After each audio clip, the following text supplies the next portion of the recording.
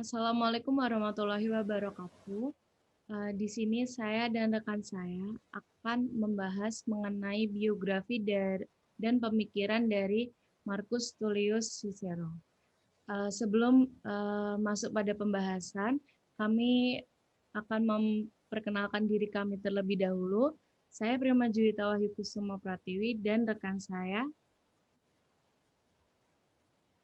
Herifda Dwitya Sudarwin. Baik, saya akan menjelaskan mengenai biografi dari Marcus Tullius Cicero terlebih dahulu.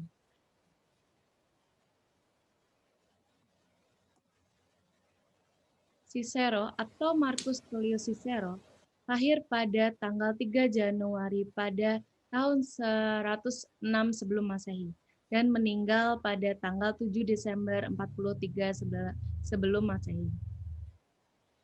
Cicero atau Marcus Tullius Cicero adalah filsuf orator yang memiliki keterampilan handal dalam retorika, pengacara, penulis, dan negarawan Romawi kuno yang umumnya dianggap sebagai ahli pidato Latin dan ahli gaya prosa.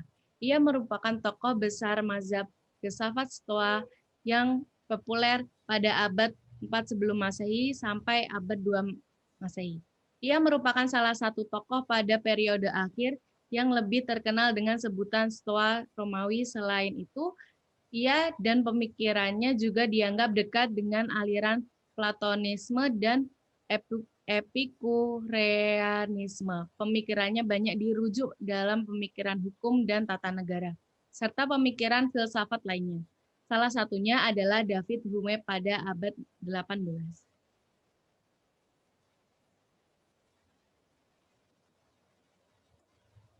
Karya-karya dari Cicero dan pemikiran Cicero juga dikagumi oleh beberapa bapak gereja Latin yang berpengaruh seperti Santo Agontinus dan dari Hippo yang mengatakan bahwa karyanya Suspensius merupakan salah satu pendorong beralihnya ia kepada kekristenan dan Santo Hieronymus yang mengalami kegelisahan karena mendapat penglihatan bahwa ia dituduh sebagai pengikut Cicero dan bukannya Kristus pada saat penghakiman khusus. Cicero dikenal sebagai negarawan yang berusaha menegakkan prinsip-prinsip republik dalam perang sipil. Kegagalannya menyebabkan perang sipil yang menghancurkan Republik Romawi. Tulisan-tulisannya meliputi retorika, pidato, risalah, filsafat dan politik, dan surat-surat. Lalu untuk pemikiran-pemikiran dari Cicero akan dijelaskan oleh rekan saya. Waktu dan tempat saya persilakan. Oke, di sini saya akan menjelaskan tentang pemikiran Cicero, negara ideal dan hukum alam.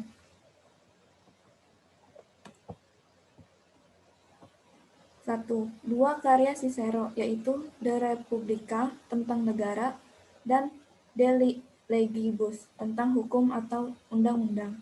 Dengan demikian, ajaran Cicero tentang asal mula negara tidak berbeda dengan ajaran Plato, yaitu melalui perjanjian masyarakat dan kontrak sosial. Namun demikian, Cicero telah memodifikasi pemikiran Plato dengan memasukkan pengaruh-pengaruh Stoik di dalamnya. 2. Dalam pandangan Cicero, negara adalah suatu kenyataan yang harus ada di dalam kehidupan manusia. Negara disusun oleh manusia berdasarkan atas kemampuan rasionya, khususnya rasio murni manusia, yang disesuaikan dengan hukum alam kodrat.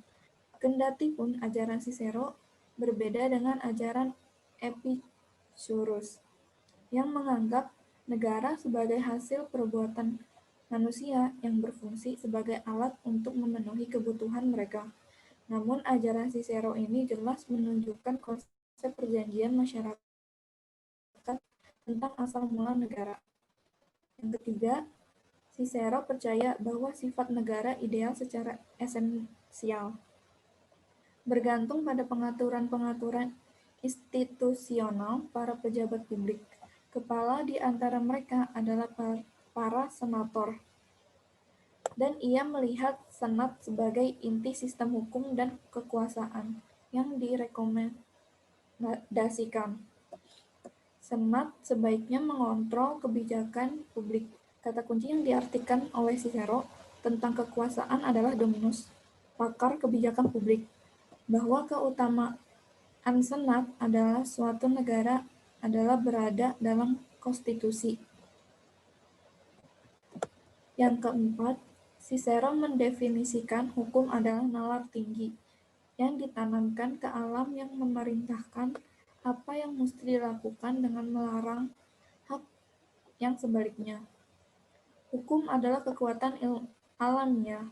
Ia merupakan pikiran dan nalar manusia yang cerdas, standar yang digunakan untuk mengukur keadilan dan ketidakadilan. Namun, karena seluruh pembahasan harus sejalan dengan nalar, penduduk seringkali perlu membahas dengan nalar yang populer dan memberi nama hukum apa yang dalam membentuk yang tertulis memutuskan apapun yang dikehendakin baik berupa perintah dan larangan. Sebab inilah definisi hukum yang biasa dipakai. 5. Cicero menekankan, hukum apapun yang dibuat oleh manusia atau tradisi apapun yang mereka praktekkan tidak sesuai dengan hukum alam itu tidak absah.